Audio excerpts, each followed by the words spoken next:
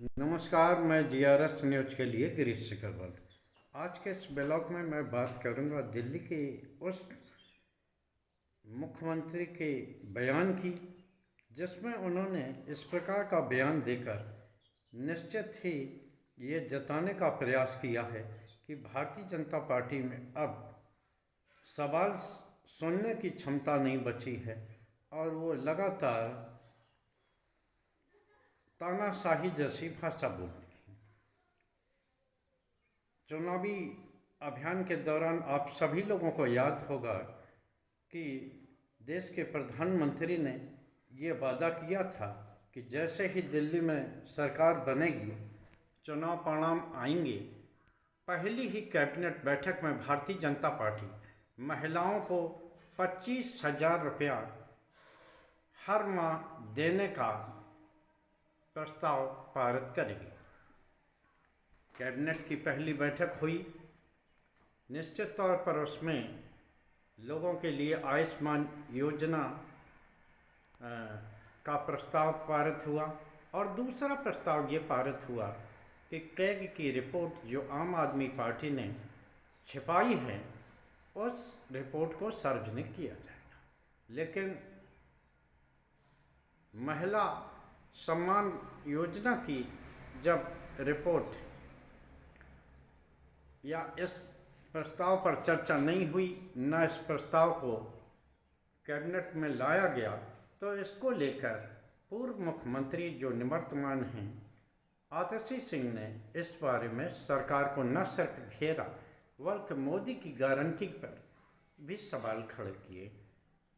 जब वर्तमान मुख्यमंत्री रेखा गुप्ता से पत्रकारों ने ये सवाल पूछा कि पूर्व मुख्यमंत्री सवाल कर रहे हैं कि मोदी की गारंटी का क्या हुआ, तो उन्होंने तमतमाते हुए जवाब दिया कि वो कौन होती हैं प्रश्न पूछने वाली। ये एक ऐसा सवाल है, न सिर्फ ये रेखा गुप्ता के लिए बल्कि पूरी भारतीय जनता पार्टी किसी तरह की जिम्मेदारी और सवालों से बचती है।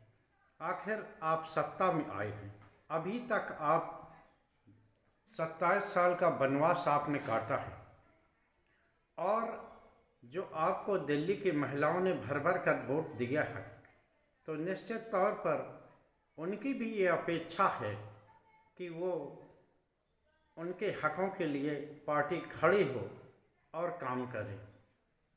ठीक है, आपके पास अन्य ज़रूरी मुद्दे हो सकते हैं, आपको शीश महल जैसे बेफजूल के मुद्दे हो सकते हैं जो कि इस चुनाव में चस्पा हुए और जनता ने आपकी बात पर विश्वास किया। लेकिन क्या आप अपना बनाया गया राजमहल उसको भी दिखाने की कोशिश करेंगे?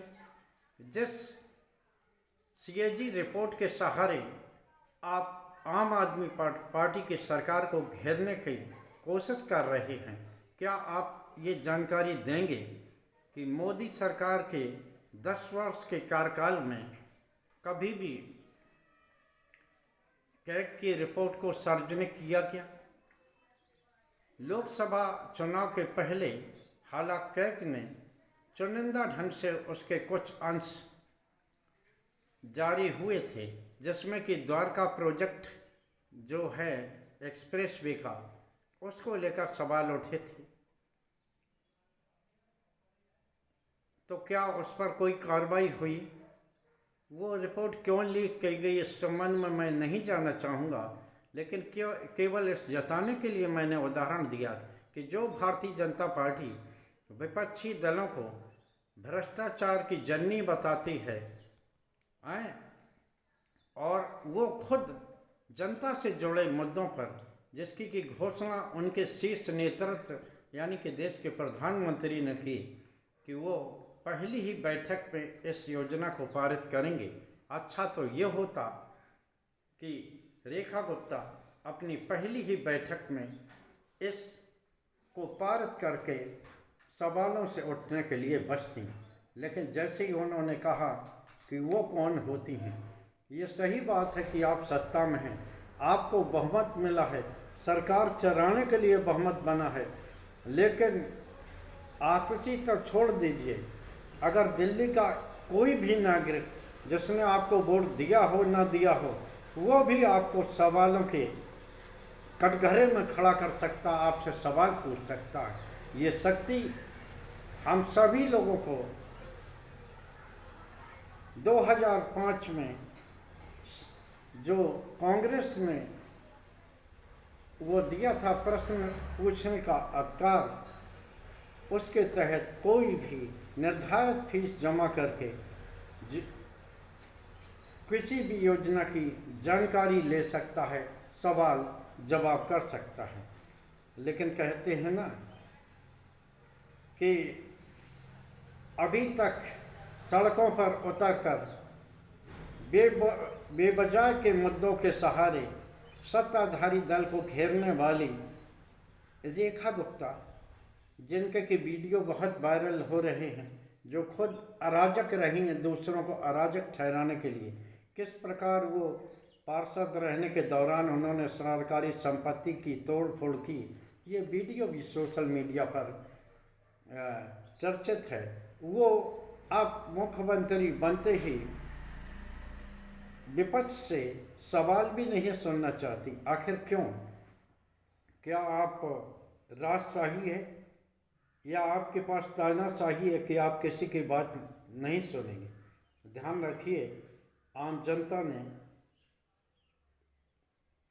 आम आदमी पार्टी के नकारेपन और उनकी रेवड़ी के जवाब में आपके रेवड़ा को लेकर ही दिल्ली की सत्ता सौंपी है। अगर आप इस तरह प्रश्नों से बाहर भागेंगी तो वो भी इस समय दूर नहीं है कि आपको 5 साल बाद ही देश की जनता उठाकर फेंक देगी। और कहीं ऐसा ना हो कि अगर आपकी इसी तरह के रवैया रहा तो जिस तरह भारतीय जनता पार्टी के एक ही कार्यकाल में 3 लोग मुख्यमंत्री बने थे, तो आपके इस कार्यकाल में भी रेखा गुप्ता जी, आप ये समझ लीजिए कि 3 या 4 मुख्यमंत्री आपके कार्यकाल में भी बन सकते हैं। क्योंकि जिस प्रकार की गुटबाजी भले ही ऊपर तौर पर न दिखाई दे रही हो, लेकिन अंदरूनी तौर पर निश्चित तौर पर ये गुटबाजी है, इससे कोई इनकार नहीं कर सकता। खैर, एक और समाचार की ओर आपका ध्यान खींचना चाहेंगे कि भगदड़ को लेकर अब सरकार ये चाहती है कि सोशल मीडिया पर जो समाचार चल रहे हैं उसके जो वीडियो हैं उसे डिलीट कर दिया जाए। इस तरह के निर्देश सरकार की ओर से दिए जा रहे हैं। आखिर वो सरकार जो दिल्ली में हुई भगदड़ या कुंभ में हुई भगदड़ को लेकर मानने को तैयार ही नहीं थी, आखिर वो किस वीडियो को हटवाने की बात कर रहे हैं?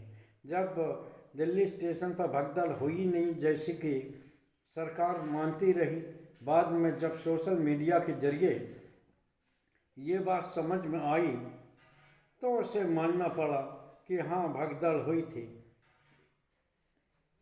किस प्रकार रेलवे के जनसंपर्क अधिकारी शशि कुमार ये ठुकराते हुए दिखे थे कि एक आदमी के फिसलने के कारण ही ये भगदड़ जैसे हालात बने थे। खैर, मैं फिर से दिल्ली के मुख्यमंत्री के रवैये पर प्रश्न उठाना चाहता हूँ कि आखिर उन्हें इन प्रश्नों से आपत्ति क्या है? क्या वो जनता से जुड़े मुद्दों पर जवाबदेही से बचना चाह रही? जिस तरह वो जरा से मुद्दों पर आम आदमी पार्टी की सरकार को घेरते थे, आपको भी विपक्ष द्वारा घेरा जाएगा और आपके खिलाफ भी प्रदर्शन होंगे, सवाल होंगे।